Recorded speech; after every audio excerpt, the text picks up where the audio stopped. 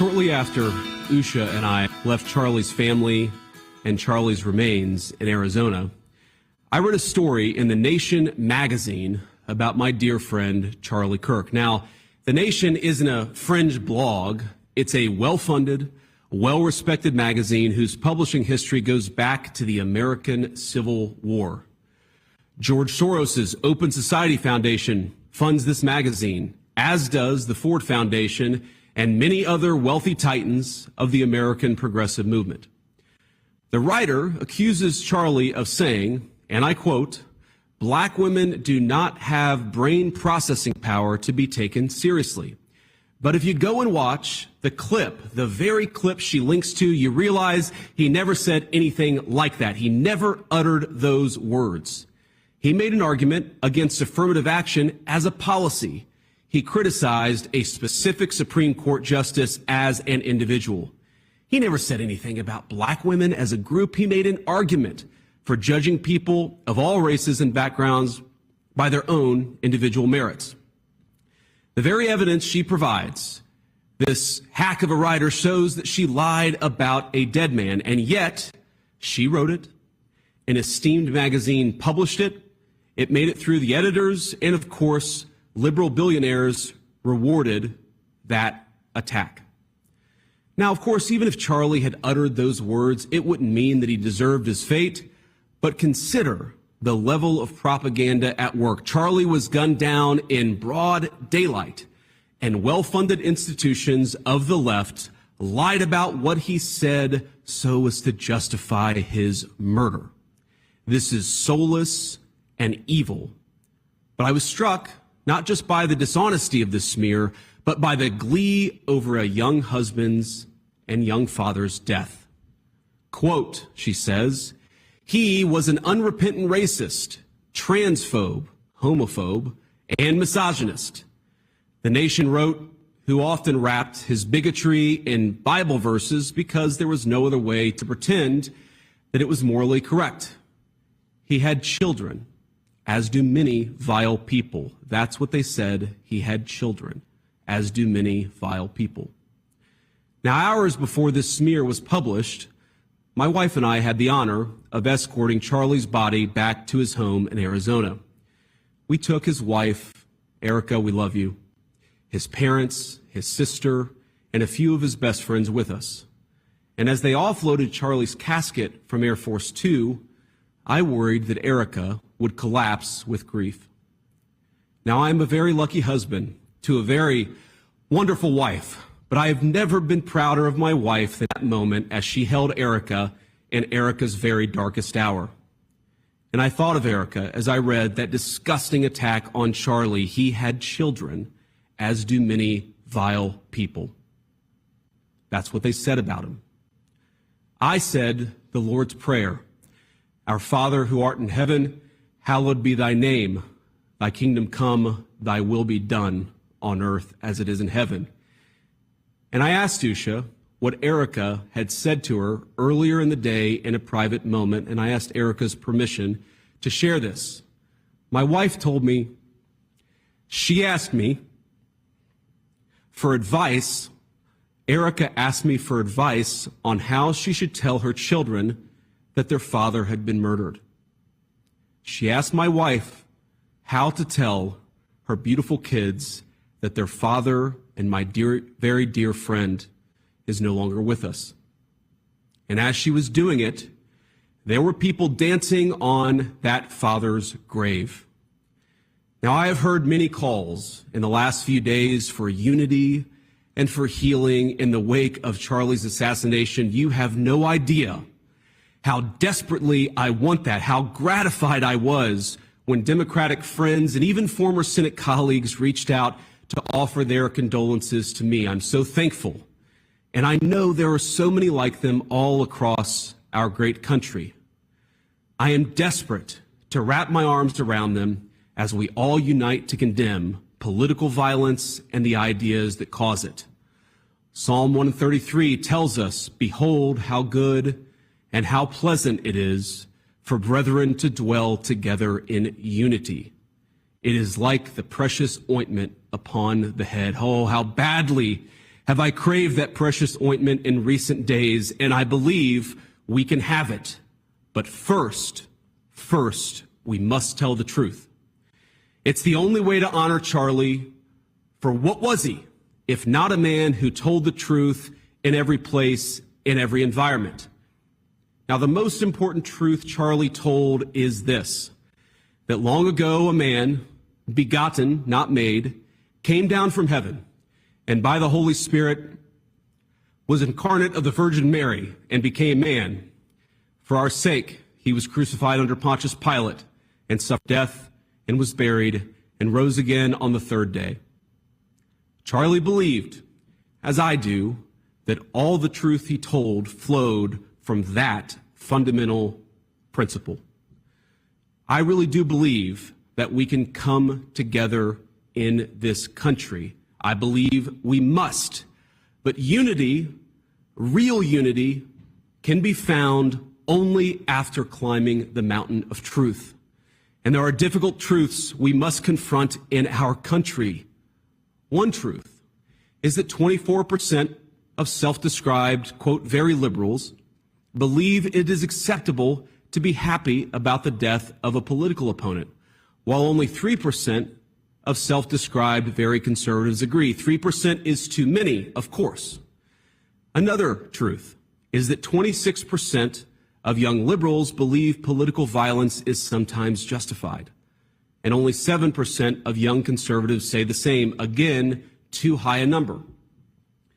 In a country of 330 million people, you can, of course, find one person of a given political persuasion justifying this or that or almost anything. But the data is clear.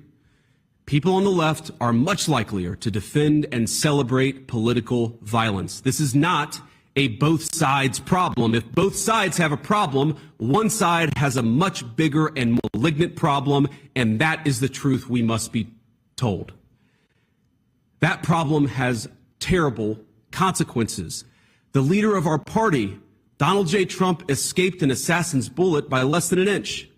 Our House Majority Leader, Stephen Scalise, came within seconds of death by an assassin himself. And now, the most influential conservative activist in generations, our friend Charlie, has been murdered. This violence, it doesn't come from nowhere. Now, any political movement, violent or not violent, is a collection of forces. It's like a pyramid that stacks on top, one support on top of the other. That pyramid's got a foundation of donors, of activists, of journalists, now of social media influencers, and of course of politicians. Not every member of that pyramid would commit a murder. In fact, over 99%, I'm sure, would not. But by celebrating that murder, apologizing for it, and emphasizing not Charlie's innocence, but the fact that he said things some didn't like, even to the point of lying about what he actually said, many of these people are creating an environment where things like this are inevitably going to happen. A couple of months ago, I headlined a fundraiser in Southern California, and since, we'd be out there anyways, my wife and I decided to take our kids to Disneyland one weekend. We had fun, and to be clear, most of the guests said very nice things, or they just left us alone. But there was a loud and very cool minority that would shout at my children, who were 8, 5, and 3, whenever they got the opportunity. "You should disown your dad, you little," one middle-aged woman yelled at my 5-year-old. "Tell the Secret Service to protect the Constitution, not your father," screamed another. Are these women violent? Probably not. Are they deranged? Certainly.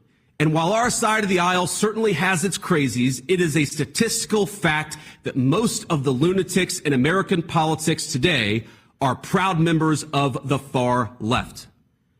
After Charlie died, one of his friends and one of our senior White House staffers had left-leaning operatives in his neighborhood passing out leaflets telling people what he looked like and where he lived, encouraging neighbors to harass him or, God forbid, to do worse. While he was mourning his dead friend, he and his wife had to worry about the political terrorists drawing a big target on the home he shares with his young children. Are these people violent? I hope not. But are they guilty of encouraging violence? You damn well better believe it. We can thank God that most Democrats don't share these attitudes, and I do, while acknowledging that something has gone very wrong with a lunatic fringe, a minority, but a growing and powerful minority on the far left. There is no unity with people who scream at children over their parents' politics. There is no unity with someone who lies about what Charlie Kirk said in order to excuse his murder. There is no unity with someone who harasses an innocent family the day after the father of that family lost a dear friend. There is no unity with the people who celebrate Charlie Kirk's assassination.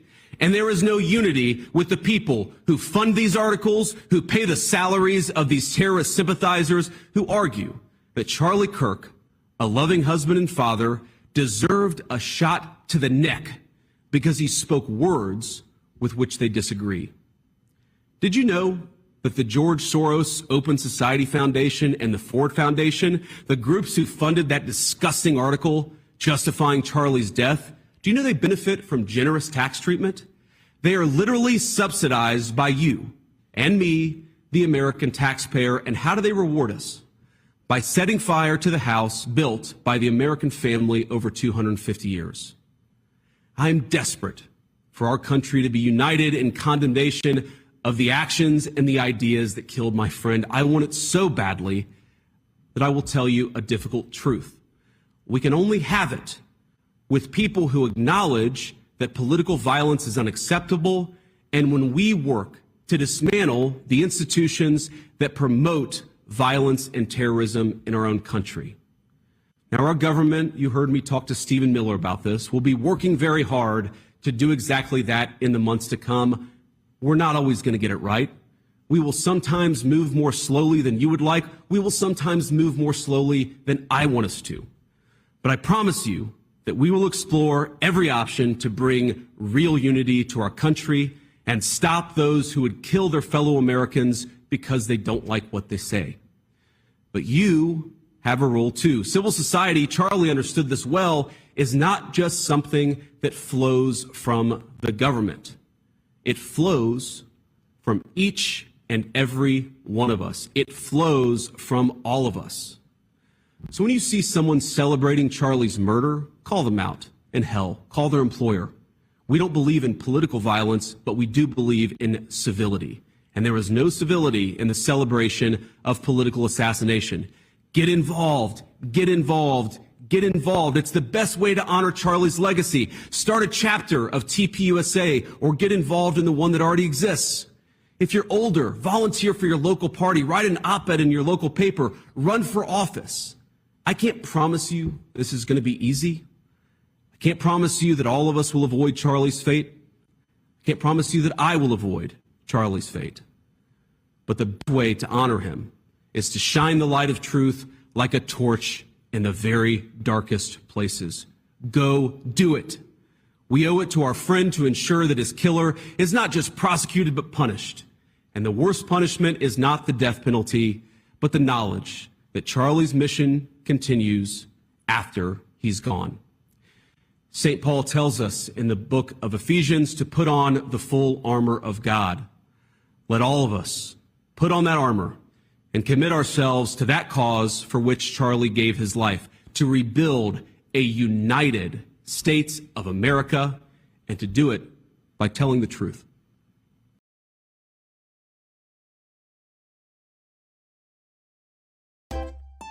If you enjoy this content, please consider subscribing to my channel to stay up to date with future videos. Thank you for watching.